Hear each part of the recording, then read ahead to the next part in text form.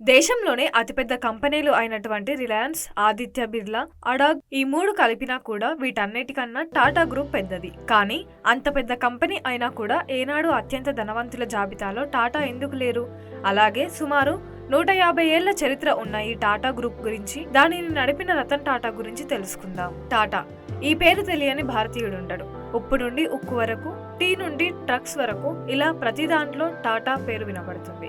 23 లక్షల కోట్ల రూపాయల విలువతో, సుమారుగా 8 లక్షల మంది ఉద్యోగులతో మన దేశంలోనే అతిపెద్ద వ్యాపార సామ్రాజ్యంగా టాటా కంపెనీ మొదటి స్థానంలో నిలిచింది. ఇంత పెద్ద కంపెనీని విజయవంతంగా నడిపిస్తున్న వ్యక్తి రతన్ టాటా. టాటా కంపెనీ మొదట ఒక టెక్స్టైల్ మిల్ గా ప్రారంభమైంది. జంషెట్టి టాటా అనే ఆయన దీనిని స్థాపించాడు.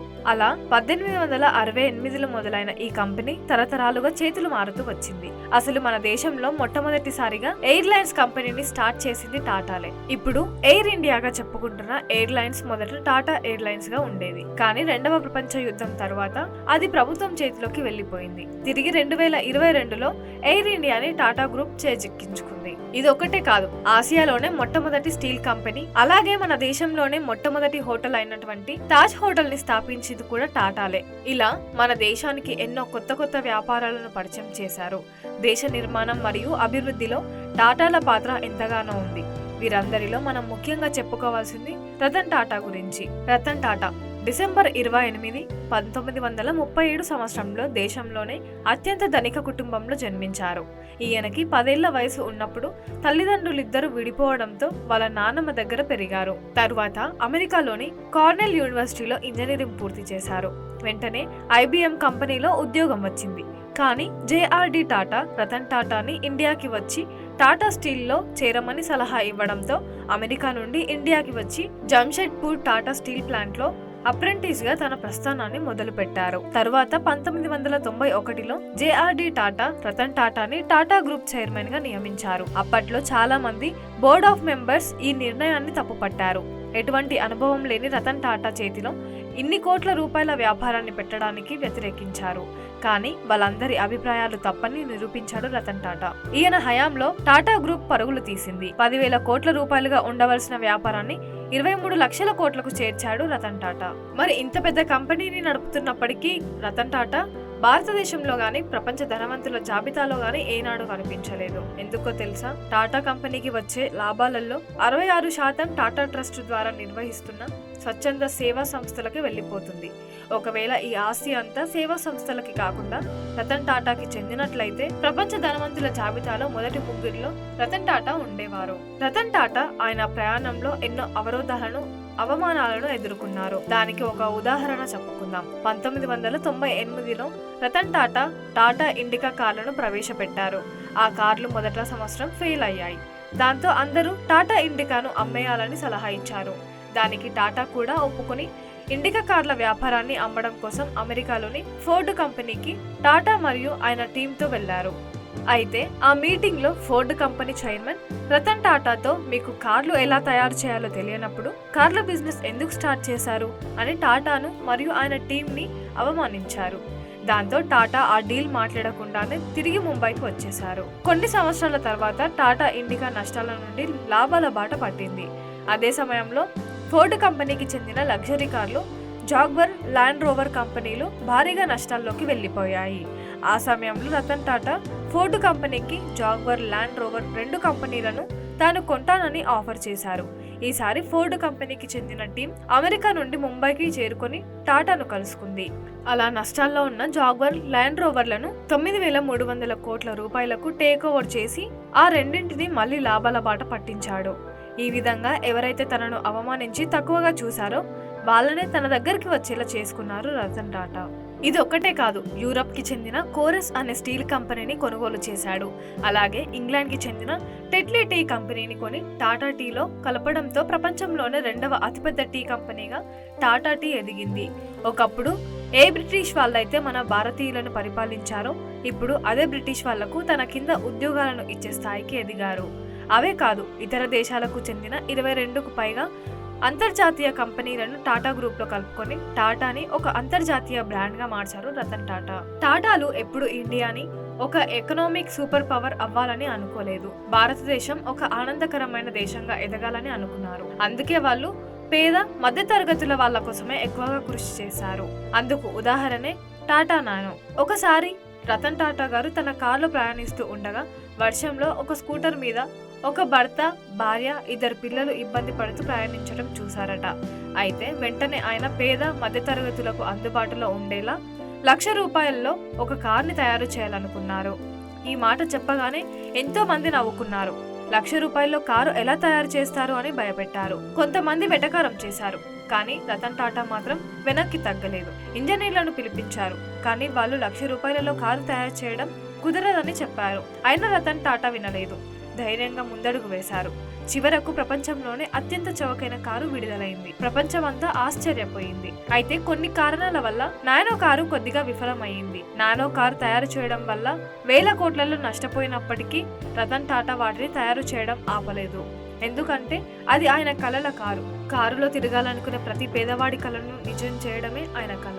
రతన్ టాటా వ్యాపారవేత్తగా తన సుదీర్ఘ ప్రయాణంలో ఎన్నో ఇబ్బందులు ఎదుర్కొన్నారు. నానో కార్ల తయారీ కోసం పశ్చిమ బెంగాల్లో ప్లాంట్ మొత్తం నిర్మాణం అయిపోయిన తర్వాత అక్కడి ప్రజలు వ్యతిరేకించడంతో మొత్తం ప్లాంట్ అంతటిని పశ్చిమ బెంగాల్ నుండి గుజరాత్కి తరలించడానికి చాలా ఇబ్బందులు పడ్డారు. అలాగే 2008లో టాటా గ్రూప్కి చెందిన తాజ్ హోటల్ పైన ఉగ్రవాదులు దాడి జరపడం, ఇలా ఎన్నో కష్టాలను ధైర్యంగా తట్టుకున్నారు. మనకు తెలియని మరొక విషయం ఏమిటంటే రతన్ టాటా పెళ్లి చేసుకోలేదు. ఆయన అమెరికాలో ఉన్నప్పుడు ఒక అమ్మాయితో ప్రేమలో పడ్డారు.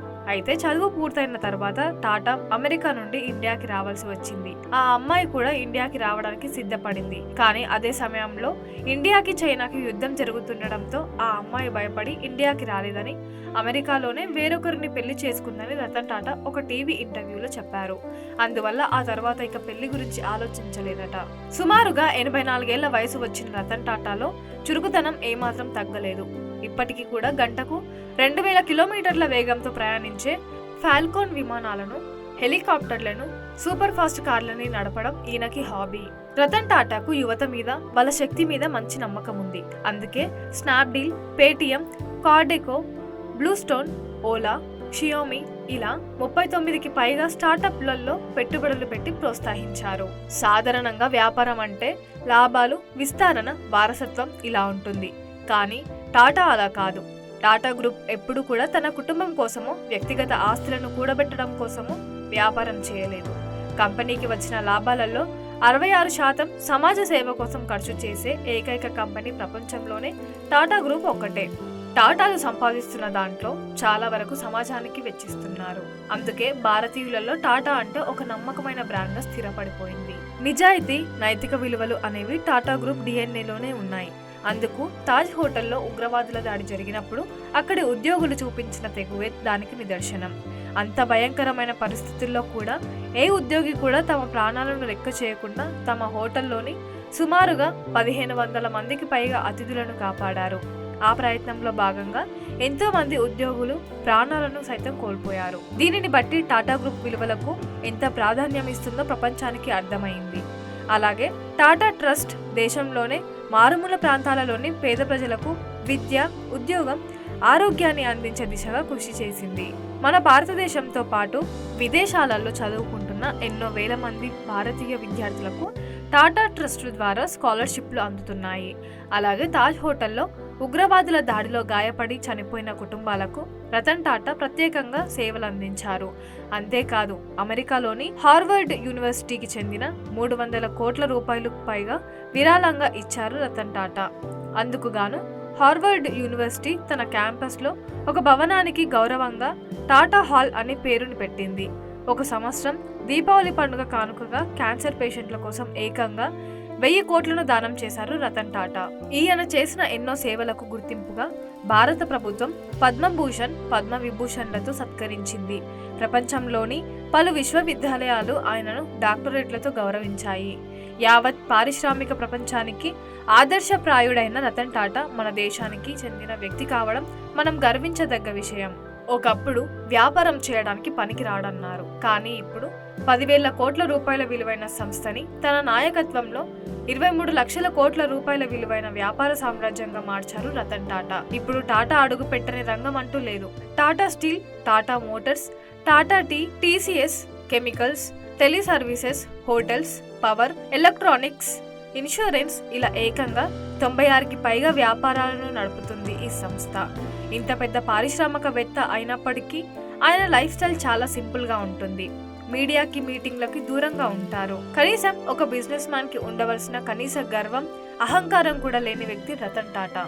వీటన్నిటికీ మించి తరతరాల నుంచి టాటా అంటే విలువలు పాటించే ఒక బ్రాండ్ అనే నమ్మకాన్ని ఇప్పటికీ ప్రజల మనసులలో నిలపటంలో 100% విజయాన్ని సాధించారు. డబ్బు పరంగా ఆయన గొప్ప ధనవంతుడు కాకపోవచ్చు, కానీ మంచితనంలో ఆయన అపర కుబేరుడు. అందుకే ఇప్పటికీ భారతీయులందరూ ఇష్టపడే, గర్వించే బిజినెస్ మ్యాన్ గా రతన్ టాటా నిలిచిపోయారు.